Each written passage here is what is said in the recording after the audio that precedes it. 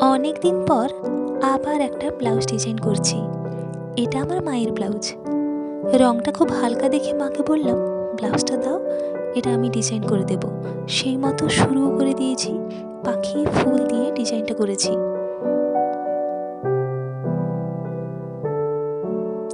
পাখি ফুলের রংটাও সেই মতো দিয়ে দিয়েছি। যারা ভাবছো এইরকম নিজে কিছু করবে, তারা কিন্তু করতেই পারো। বেশ দেখবে নিজেরও খুব ভালো লাগছে নতুন নতুন ডিজাইন করতে। এইসব ডিজাইন করতে বেশ ভালোই লাগে।